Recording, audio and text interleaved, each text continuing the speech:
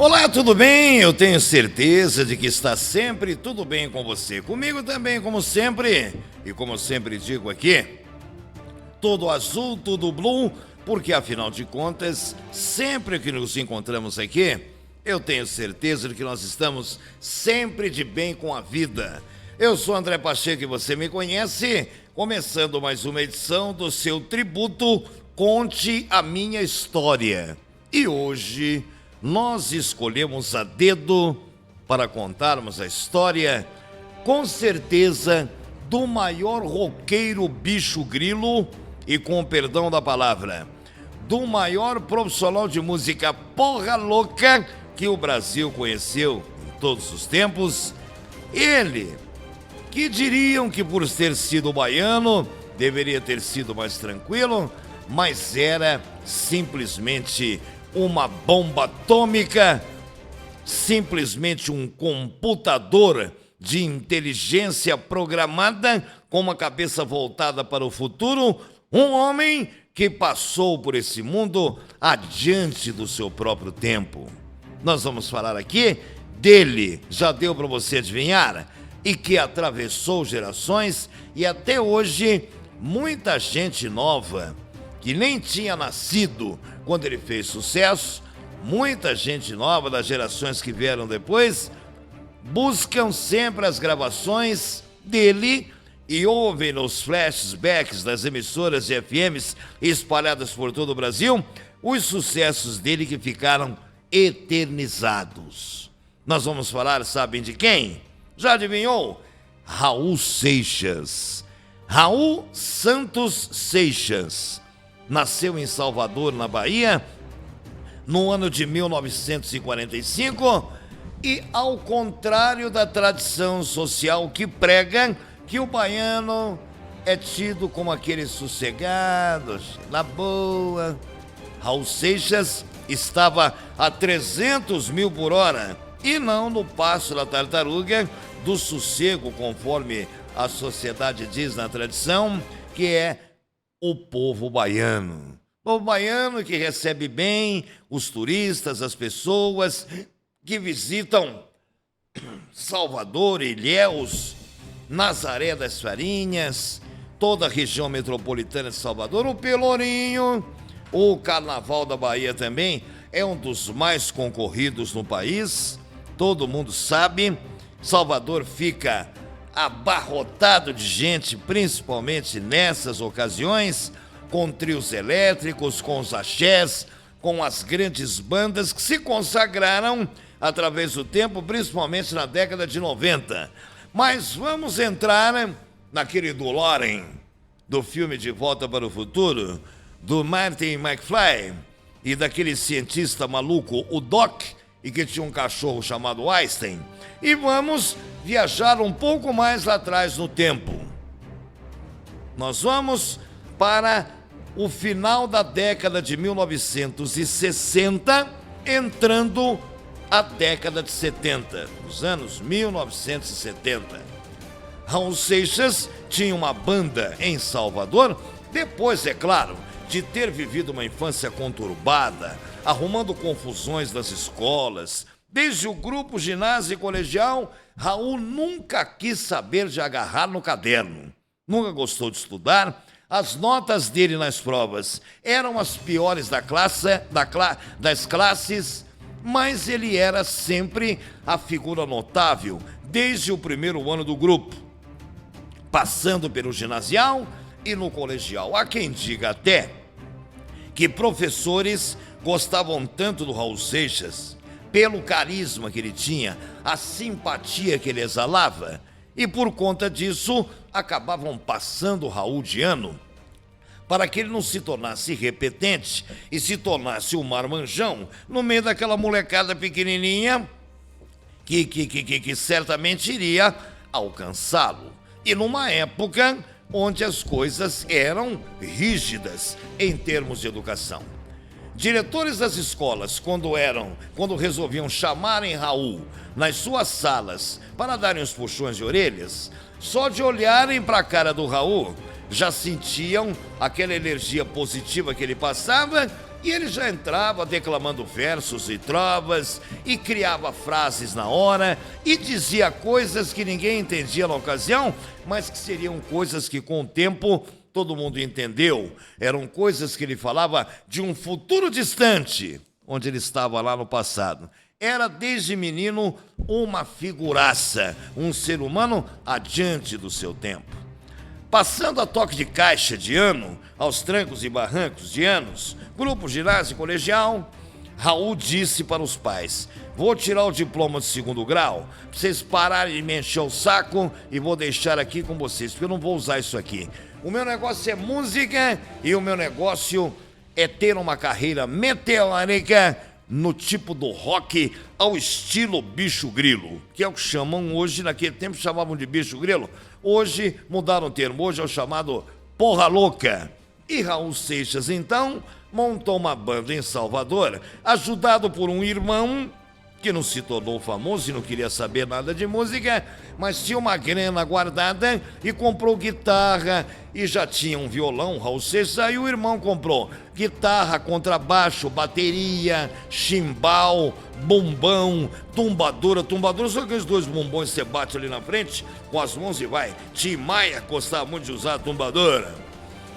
E ele não se escondia atrás das tumbadoras, as tumbadoras ficavam pequenininhas diante do Tim, pelo tamanho que ele tinha. Mas o Raul era um pau de eucalipto de magro, magérrimo e alto. Tinha uma certa altura, não era lá embaixo e nem também bambu, como chamam também de bambu, aquele cara que é muito alto. Mas ele tinha de uma estatura mediana para cima, era considerado alto e magro. E Raul, então, com a grana do irmão, montou uma banda em Salvador e já saiu para cantar nas noites de Salvador.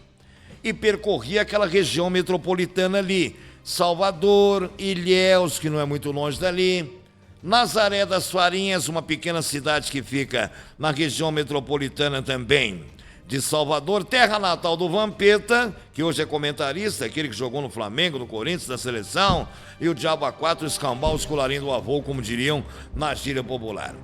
Raul então começou a circular por ali e logo já chamou atenção, porque ele colocava frases em algumas músicas que ninguém entendia na ocasião.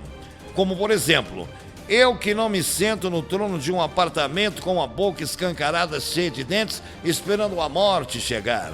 Porque dentro das cercas embandeiradas que separam quintais e pababá de um disco voador, ele concluía que ninguém entendia absolutamente nada. Mas, de uma certa forma, aquela mensagem era em alusão a supostos alienígenas, seres extraterrestres que já pudessem ter invadido o planeta Terra, tomando a forma humana sem que o ser humano percebesse, ou o terráqueo percebesse. Era uma mensagem mandada para o futuro. Tanto é que depois daquele outro sucesso que ele dizia: ô seu moço do disco voador, me leve com você para onde você for. Ô seu moço, mas não me deixe aqui enquanto eu sei que tem tanta estrela por aí. Veja um aprofundamento disso. Ele quis se referir ao universo que é infinito, e ali ele deixou claro um recado de que não existimos apenas nós em todo o universo. Existem vidas também em outros planetas, em outras galáxias. Pesquisas deram conta através do tempo de que existem civilizações muito mais adiantadas do que a nossa. Assim como existem também mundos e planetas mais atrasados do que a Terra. Mas para uma pessoa dizer essas coisas, abrindo a década dos anos de 1970, era um caso de polícia, até porque vivia-se na ocasião um puro regime de ditadura militar. E quem falasse o que não devia, ia fazer curso para leão, ou seja, ia parar na cadeia.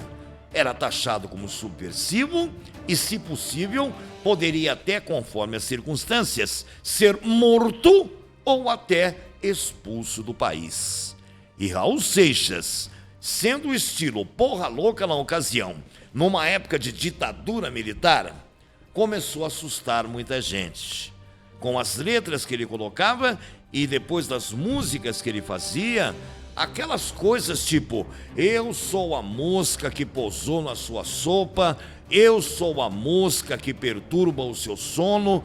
Parecia que ele estava falando de um simples mosquito ou de uma varejeira chata que você, quando está comendo na cozinha, tem que ficar: dá uma garfada, dá um tapa, dá outra garfada, dá outro tapa, dá mais uma garfada e abana com a mão até pegar um pano da cozinha lá, pede lá para a secretária do lar: pega aí, fulana, e vai espantar. Mas não era isso, não era isso.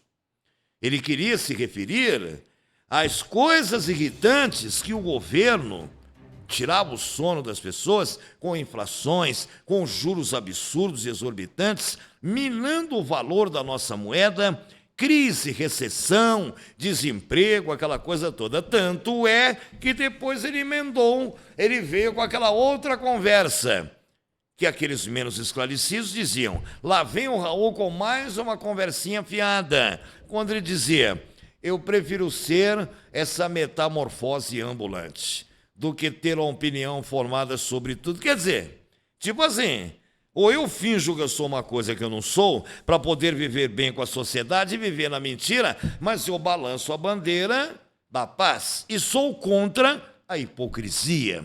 Todas aquelas coisas que Raul dizia e que depois se tornaram músicas famosíssimas e que até hoje gerações que nasceram depois dele ouvem essas músicas e falam: é da hora, é show de bola, é coisa boa. E o cara já morreu. Essa meninada de hoje, mas quem? Esse cara já morreu? Quem era esse cara? Quem era Raul Seixas? Despertando a curiosidade de gerações que vieram depois, posteriores. Salvador ficou desse tamanhozinho para o Raul Seixas. Os integrantes da banda dele, que eram mais uns 3 ou 4, que eram amigos dele, mas sossegados, na boa. Raul disse: vamos embora para o eixo Rio-São Paulo? Os caras: gente, está ficando louco. Melhor a gente ficar por aqui. Raul disse: então vocês vão ficar, porque eu estou levantando acampamento. Isso aqui não dá para mim. Por quê?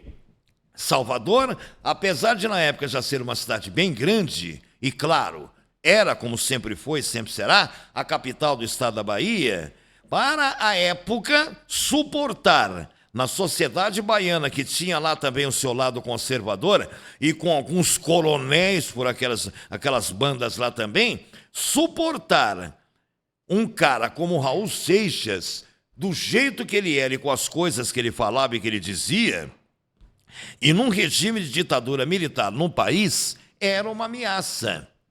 Tanto é que Raul começou a ter problemas em renovar os contratos nos locais onde a banda dele se apresentava nas noites baianas, por puro preconceito e discriminação por causa das letras que Raul fazia.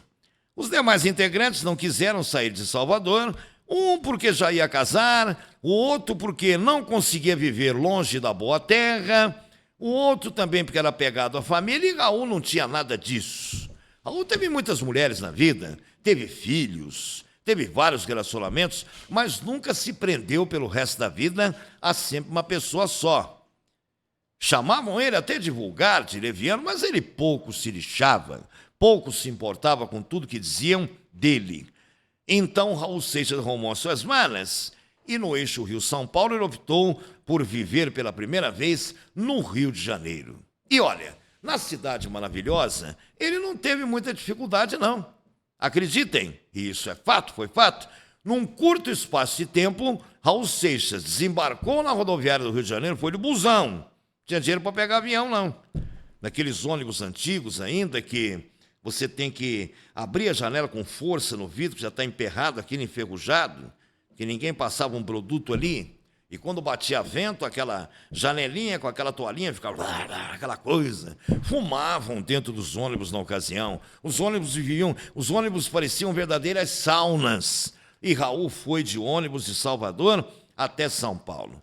Todo mundo desceu do ônibus, o pessoal que viajou nesse ônibus em que Raul foi para o Rio, desceram todos esculhambados, quebrados, mortos de sono. Raul desceu com uma disposição, uma vitalidade e já foi procurar uma gravadora no mesmo dia. Deixou a mala dele num guarda-volumes na rodoviária lá e se mandou e foi atrás de uma gravadora. As 3 primeiras gravadoras que ele visitou no mesmo dia não foi dormir, não. Viajou mais de 1 ou 2 dias de Salvador, de ônibus até o Rio de Janeiro, deixa para dormir depois. Ele foi aprovado nas 3 gravadoras e disse que queria gravar as músicas, umas aqui eu citei, né? Falando sobre algumas letras, que depois ele colocou as músicas e muitas outras que acabaram estourando. Só que Raul percebeu que com a cabeça que ele tinha, o talento que ele tinha e o jeito extrovertido, e que poderia arrumar problemas com os meios políticos do país, numa ditadura, Raul percebeu, então, que seria perda de tempo ele montar uma banda. Para começo de conversa, ele teria que arrumar elementos, pessoas que pensassem como ele. E era difícil. Há quem diga que Raul Seixas foi um daqueles que Deus fez e jogou a forma fora. Não daria para fazer uma cópia. Raul percebeu, então, no seu simancol, no seu desconfiômetro, que ele tinha que tocar a vida sozinho. E era melhor. Até porque financeiramente seria bom, não teria que ficar pagando ninguém, eliminaria até reclamações trabalhistas posteriores, muita encheção de saco. Foi quando ele raciocinou, pensou, vou tocar o bonde sozinho. Serei um roqueiro solitário, mas que serei sempre acompanhado de multidões. Um solitário no meio de uma multidão. Foi esse o raciocínio. E Raul começou a gravar os seus discos. A coisa foi a permanência dele no Rio de Janeiro em busca de uma melhor sorte, das vacas magras para as vacas gordas, foi num curtíssimo espaço de tempo. E a música, aquela que dizia, eu que não me sento no trono de um apartamento com a boca escancarada, cheia de dentes, esperando a morte chegar, aquilo arrebentou. Foi a música de trabalho, com mais algumas que Raul lançou, em 1973. A ponto de, na letra dessa música, ele ter dito que ele conseguiu, num curto espaço de tempo, comprar um Corcel 73, que era o carro do ano na ocasião. E ele tirou um 0 de dentro da concessionária. Sabe aquele carro novo? Quem que não gosta, né? Com aquele plástico no banco, nos bancos da frente e de trás, com aquele cheiro de coisa nova, de revestimento de borracha e tapeçaria nova. E você dá a partida, você nem ouve o motor. Marcha lenta, tchê, para carro mais velho. Você nem percebe, você sai com o carro, encosta, não precisa encostar o pé, só o dedão do seu pé no acelerador, o carro vai. Assim é um carro novo. E até hoje é assim, sempre será. E hoje é melhor, tem carro elétrico, daqui a pouco não vai existir mais carro. A gente vai comprar carro para sair voando. Enfim. E Raul Seixas comprou um Corcel 73. Estava na crista da onda. E namorou mulheres para fora do Brasil, e teve filhos, e teve casos com mulheres também no Brasil. Essas alturas também, colocar os nomes delas aqui, não há necessidade, não é por nada. O fato é que nós temos também que ganhar tempo para irmos ao que mais interessa da vida de Raul Seixas. Os shows começaram a aparecer, a agenda dele ficou repleta. E ele não gostava de empresário. E pergunta para mim se ele estava certo ou errado. Ele estava certo, porque ele via empresários como verdadeiros vampiros que sugavam o sangue dos artistas, o sangue em forma de dinheiro. E muitos artistas que na época fizeram sucesso, tal qual o Raul, hoje estão na mais absoluta miséria. Por quê? Tiveram o seu dinheiro sugado, feito sangue, pelos vampiros que eram empresários. Muitos foram roubados por contadores e acabaram pobres. E Raul, nada bobo, disse, eu vou administrar a minha vida.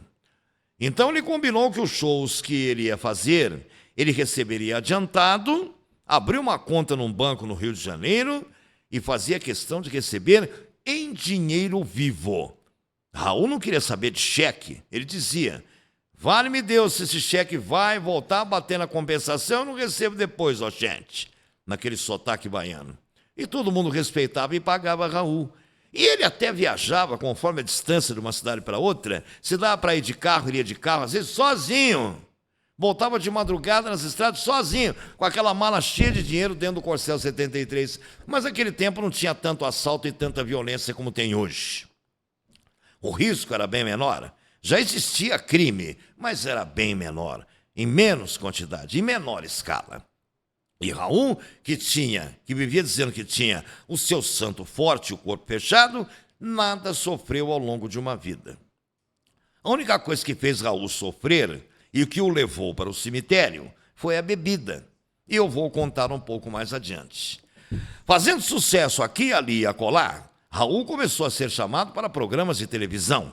Na época, a Rede Tupi de São Paulo ainda existia e tinha grandes apresentadores como Flávio Cavalcante, já falecido, Ayrton e Lolita Rodrigues. Ayrton falecido, Lolita vive até hoje, viúva há muitos anos.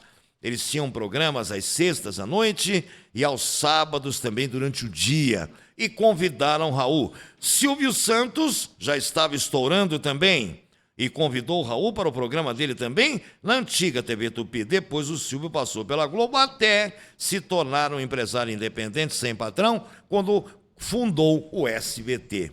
E Raul foi chamado, inclusive, pela Tupi do Rio, TV Rio, para se apresentar, enfim, em todos os programas. Chacrinha também não deixou de convidar Raul, e ele arrebentando com as músicas e fazendo muito sucesso.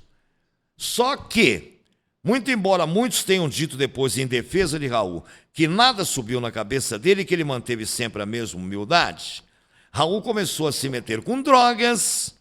E cocaína, na época, era uma droga muito cara, era só para quem tinha bala na agulha, para quem tinha bolso cheio. Pobre não chegava perto. Viciado em drogas, pobre, tinha que se contentar com um baseado de maconha e olha lá. Ao estilo Gabriel Pensador.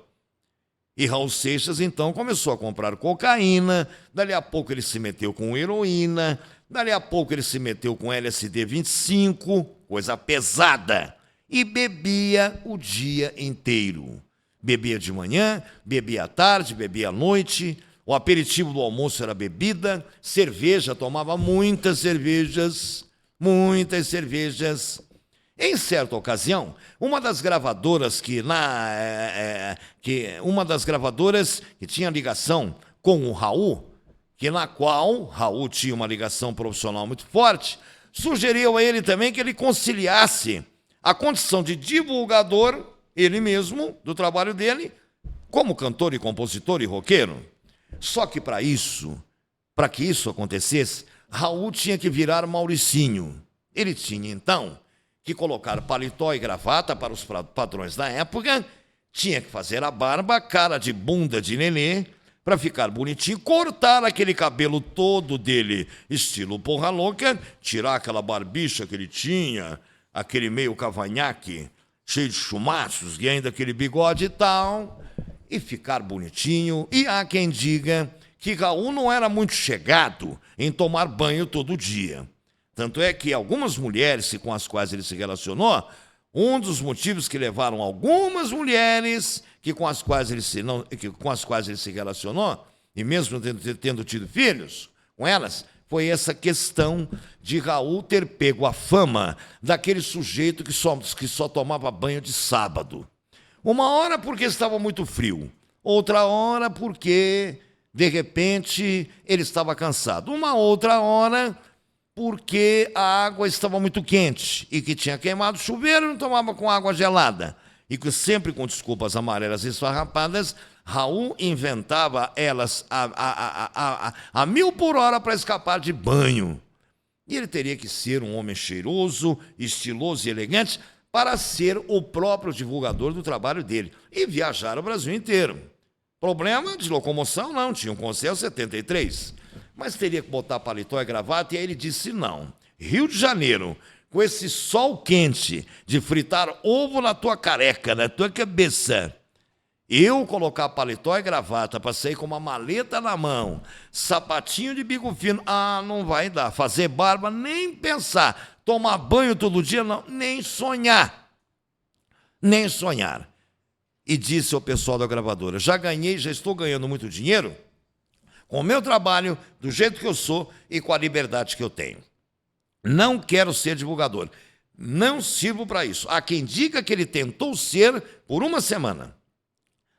E num desses dias da semana, no Rio de Janeiro, ele perdeu a paciência uma hora, no momento em que ele passava, no calçadão, em frente à praia de Ipanema, e quando ele viu o pôr do sol lá atrás, perto do Morro Dois Irmãos, ele perdeu a paciência, tirou a gravata, tirou o colete por baixo, tirou o paletó, tirou toda a calça, tudo, ficou só de cueca, e correu para a praia e deu um mergulho. E pulou nas ondas e voltando, depois saiu, abriu os dois braços, olhou para o Cristo Redentor do outro lado e disse: sou livre e não vou ficar desse jeito, não quero ser escravo do sistema, de jeito nenhum. Dali ele já desistiu e falou ao pessoal da gravadora, da produtora, que não queria mais aquela vida e que estava ganhando muito dinheiro como cantor e compositor. E como ganhou? Raul Seixas, então, foi chamado até por personalidades da Academia Brasileira de Letras. Cogitou-se na possibilidade a viabilização de uma cadeira na Academia Brasileira de Letras para o Raul. Porque já àquelas alturas, finalmente, a sociedade hipócrita, que não queria admitir certas verdades, e mesmo com o regime militar, admitiu que Raul Seixas era um crânio de inteligência. Só que ele usava a inteligência dele para brincar e zombar, caçoar da sociedade e dar tapinhas de luvas de pelicas no governo. Por isso ele nunca foi expulso do país, por isso ele não foi torturado nos porões do DOPS em São Paulo, no auge da ditadura militar, porque ele morou em São Paulo também. Já em determinado momento da vida dele, naquele vai e vem, já existia a ponte aérea Rio-São Paulo, São Paulo-Rio, Raul achou melhor morar em São Paulo. São Paulo lhe dava mais condição de trabalho do que o Rio. O Rio era ótimo, foi no Rio que ele estourou. O Rio lhe abriu as portas. Mas São Paulo tinha um pouco mais de estrutura e gravadoras melhores, que não concorriam apenas com a Som Livre, que era do Rio de Janeiro, cujo dono era o pai do Cazuza, como eu contei aqui outro dia no tributo, quando eu falei da vida do Cazuza. Mas Raul já acordava no grau, àquelas alturas da vida.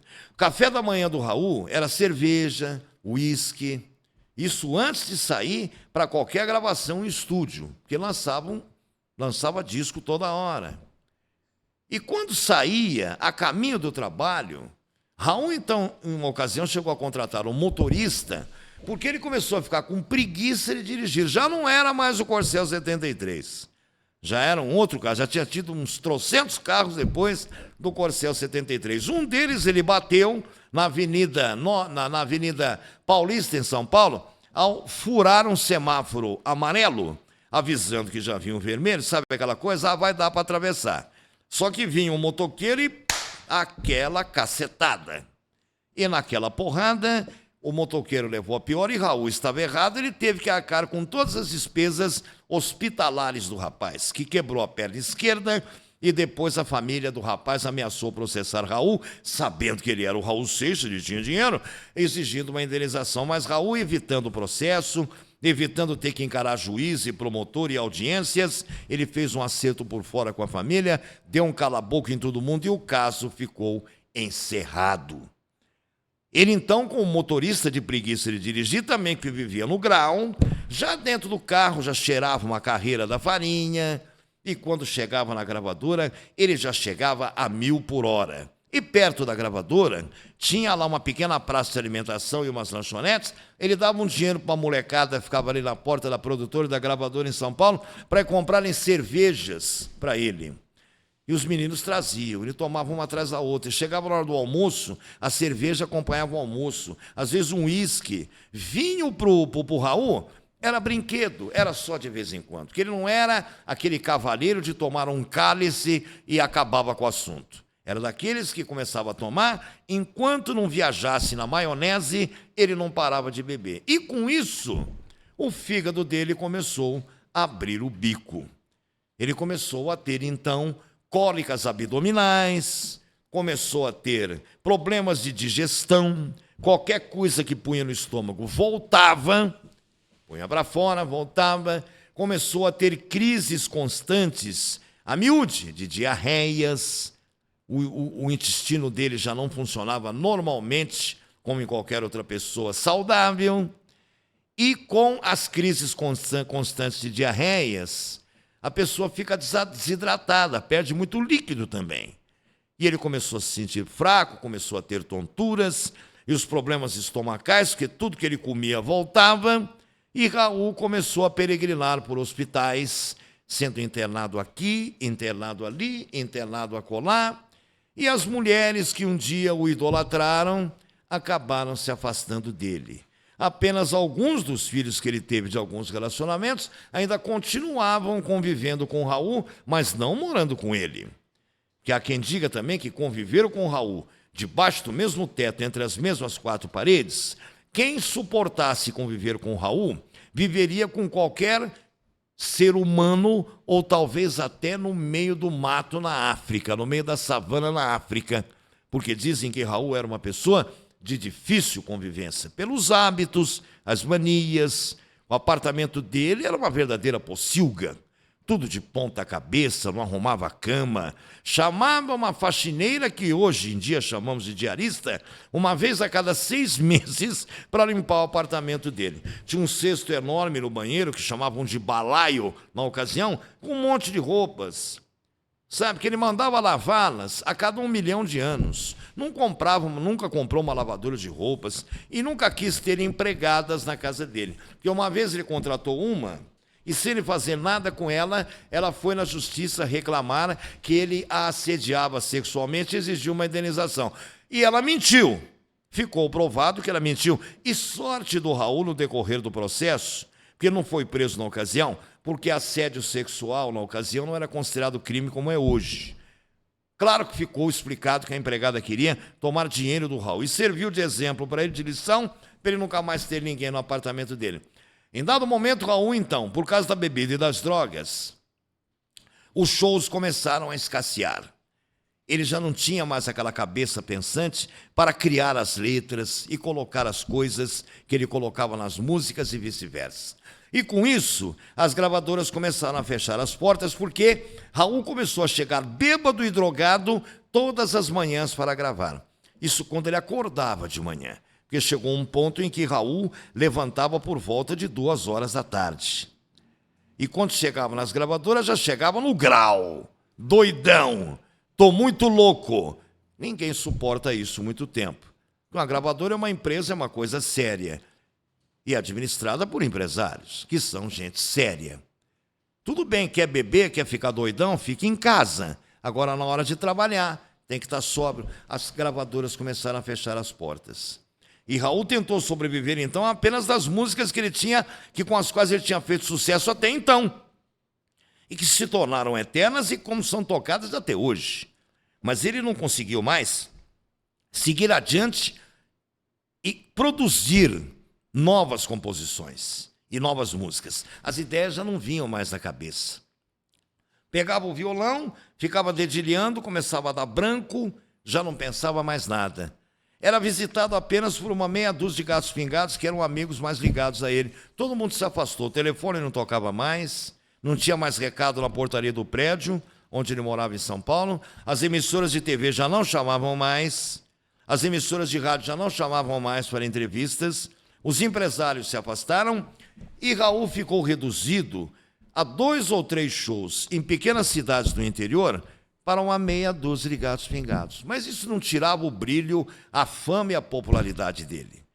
É que as pessoas viram a imagem que Raul começou a passar pelo seu comportamento inconsequente, suas atitudes inconsequentes, enfim, o jeito em que ele vive, como ele estava vivendo, a ponto de um dia ele ter ido numa gravadora, bater numa porta lá de camiseta surrada, furada, bermuda rasgada, chinelo de dedo sujo, sabe, cabelo encebado, barba mal feita, aquela coisa, bem com aquele, e com olheiras aqui, com os olhos fundos, por causa de drogas e bebidas, e com aquele aspecto realmente tipo assim, ele justifica a fama de quem só tem a cara do sujeito que só toma banho de sábado.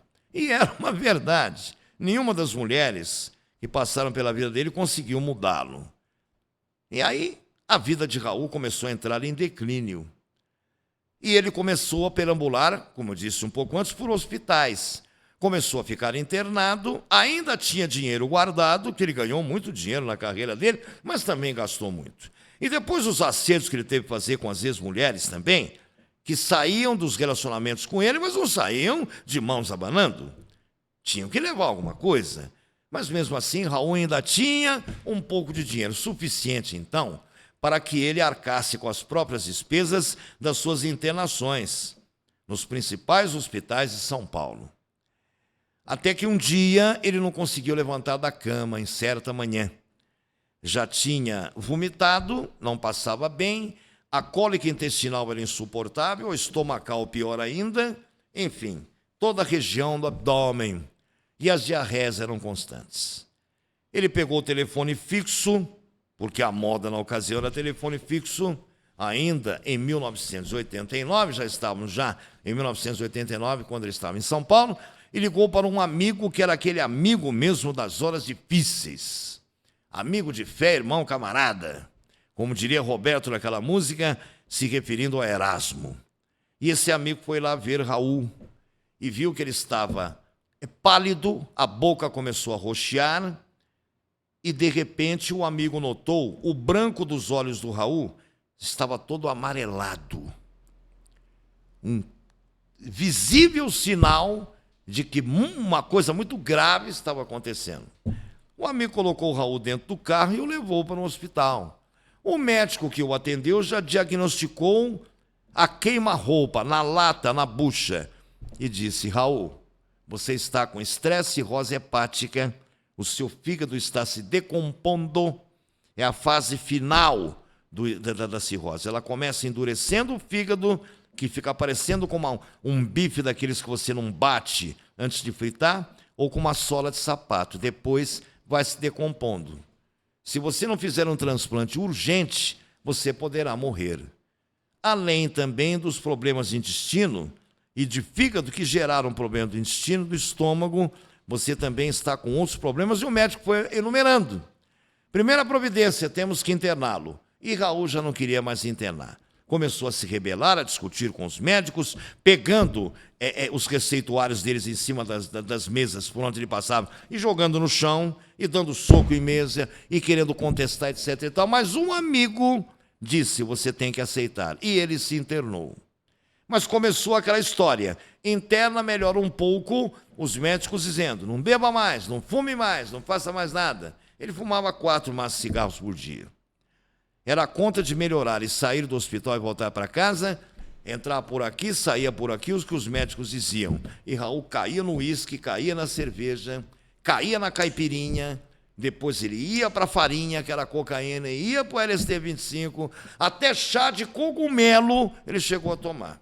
É aquela história do cara que é doidão, pega uns cogumelos de zebu no mato, joga no copo do liquidificador, bate com água e joga leite condensado, e o cara bebe aquela porcaria. Aí ele vê lobisomem na frente, ele vê vampiro, ele vê dragão. Se você aparecer na frente dele, ele vê você com uma boca de jacaré assim, ó, querendo te abocanhar, aquela coisa, ilusão de ótica. E quem está sob o efeito do chá de cogumelo fica 3, 4, 5, 6, 7 dias, uma semana sem dormir. E isso acaba com a pessoa. No que ele melhorava, voltava para casa e fazia tudo isso que eu disse aqui. Piorava, lá ia o amigo levar ele de novo para o hospital. Essa situação, esse vai e vem, se repetiu por umas 20, 25, 30 vezes, para não dizer mais do que isso. Até que em certa manhã, o amigo ligou para o apartamento, porque Raul fazia uma semana que não o procurava, e quis saber o que estava acontecendo. O telefone tocou, ninguém atendeu. O amigo foi lá para ver o que estava acontecendo, porque Raul às vezes era imprevisível, viajava e não dava satisfação para ninguém, e às vezes ele ficava anos sem ir para Salvador visitar a mãe, o pai, que ligavam para ele chamando para ir lá no Natal, no Novo, visitar os irmãos, as irmãs, a família. Era totalmente, nesse sentido, fora do cabo. Quando o amigo chegou no prédio onde ele morava, na região central de São Paulo, o porteiro, quando viu o amigo, disse: olha, foi bom o senhor chegar, foi Deus que mandou o senhor. porque eu estou querendo pegar uma cópia da chave e entrar no apartamento do Raul, porque faz uma semana que eu não vejo ele, eu não sei dizer para o senhor se ele viajou, que às vezes ele viaja, some, fica um tempo fora, depois volta, a gente não vê, porque não era um porteiro só que ficava 24 horas lá, trocava de porteiro, troca de turno de plantão, e ninguém sabia dizer coisa com coisa, e esse porteiro disse, eu quero entrar lá, porque já tem vizinhos lá reclamando no andar onde ele está, que vem vindo um mau cheiro de não se sabe onde. Entraram no apartamento do Raul e o encontraram morto, caído no chão, de barriga para baixo, perto da porta da entrada do banheiro. E o vaso sanitário cheio de sangue. O irmão chamou uma ambulância, naquele tempo não tinha SAMU, e levaram o Raul para um necrotério. Dali, ele ainda precisou passar pelo IML para o exame necroscópico e o médico legista deu a causa da morte do Raul. O fígado dele despedaçou e numa das crises de vômito, ele vomitou os pedaços do fígado no banheiro. Então, teve-se a certeza que ele levantou-se da cama quando passou mal, se estivesse dormindo, acordou passando mal e tentou correr até o banheiro e até chegou. E ali aconteceu o que eu disse aqui. Por isso, o vaso sanitário estava cheio de sangue e o box do chuveiro e do banheiro. Raul, o corpo foi levado para a geladeira do IML. E um amigo, então, pegou uma lista de pessoas que ele conhecia para convidar para o sepultamento de Raul Seixas. E acreditem, o homem que fez o maior sucesso em toda a história do rock brasileiro ficou reduzido a uma meia dúzia de gatos pingados no seu enterro. Aquelas multidões que se acotovelavam nos lugares onde ele deu shows, ninguém apareceu. Os colegas da música popular brasileira, um ou outro apareceu, dos famosos. Alguns, inclusive, já estavam de carreiras encerradas, aposentados e longe dos holofotes e longe da mídia. Só faltou pedirem para alguém ajudar a carregar o caixão do Raul. Raul Seixas, então, partiu para o plano de cima aos 44 anos de idade. Vida curta. Mas também o irmão lá em Salvador disse, viveu pouco, mas viveu do jeito que ele bem entendeu. Fez o que quis, vida curta, carreira curta, mas foi feliz. Porque teve liberdade, não teve patrão enchendo o saco, não teve gente falando na orelha dele, teve as mulheres que tinha que ter, teve os filhos que tinha que ter, ganhou o dinheiro que tinha que ganhar, gastou e viveu do jeito que ele bem entendeu. Porque o ser humano é livre, disse o irmão em defesa dele, e o irmão disse, declaro tudo isso porque Raul não está aqui para se defender, está agora só em espírito. Depois do sepultamento de Raul Seixas, aí aconteceu o efeito bomba da coisa. Se pouca gente foi no enterro dele, e os empresários se afastaram, e os amigos que se diziam amigos, mas eram falsos, como Judas Iscariotes, muitas mulheres interesseiras também que queriam o dinheiro dele, enfim. Não precisa dizer mais nada. Após a morte de Raul, então, as músicas dele passaram a tocarem nas rádios de todo o Brasil, o dobro, o triplo, o quádruplo de quando ele já estava no auge, voando baixo, tendo atingido os píncaros da glória. Então, quando o Raul partiu, as poucas pessoas que estavam no enterro dele o homenagearam quando o caixão estava descendo para sepultar em definitivo, com o coveiro ali do lado, aquela meia dúzia de gatos pingados cantou. Eu que não me sento no trono de um apartamento com a boca escancarada cheia de dentes, esperando a morte chegar. E depois emendaram fazendo um poporri, que a gente chama de medley, emendando a letra de uma com a outra, encerraram dizendo, seu moço do disco voador, me leve com você para onde você for. Ô, seu moço, mas não me deixe aqui. Porque enquanto eu sei que tem tanta estrela por aí. Quer dizer, como se ele fosse, ao se despedir ali, partir para um mundo melhor. E com certeza Como há mais mistérios entre o céu e a terra do que possa supor a sua vã filosofia, ou a nossa vã filosofia, se existem mundos melhores do que a terra, com certeza Raul pegou o elevador de subida e não de descida. Porque no inferno não tem lugar para pessoas evoluídas como foi Raul Seixas. Raul dos Santos Seixas, que não era nenhuma metamorfose ambulante. Aquela metamorfose ambulante foi um tapa no pé da venta da hipocrisia da sociedade. Eu sou André Marcos e você me conhece, e eu queria convidar você para ser meu colaborador, minha colaboradora, meu anunciante, meu parceiro, minha parceira. Anuncie a sua loja, o seu restaurante, a sua repartição comercial, o seu estabelecimento, aqui comigo no Tributo Conte a Minha História. Esse é o nome do nosso programa aqui. Por enquanto, às segundas e sextas-feiras, a partir das 10 horas da manhã. Convido você para participar comigo, porque você, mais do que a própria propaganda, que é a alma do negócio, que é um slogan antigo, né, que diz, a propaganda é a alma do negócio. Você participando comigo, sendo meu parceiro, minha parceira, mais do que a sua propaganda, o seu anúncio que irão nos ajudar aqui na TV Metropolitana, nós também ajudaremos você com a grande penetração que nós temos de muitos internautas que participam conosco, porque todo mundo participa conosco aqui, em toda a grade da nossa programação, mais do que a sua propaganda, que será sempre a alma do negócio.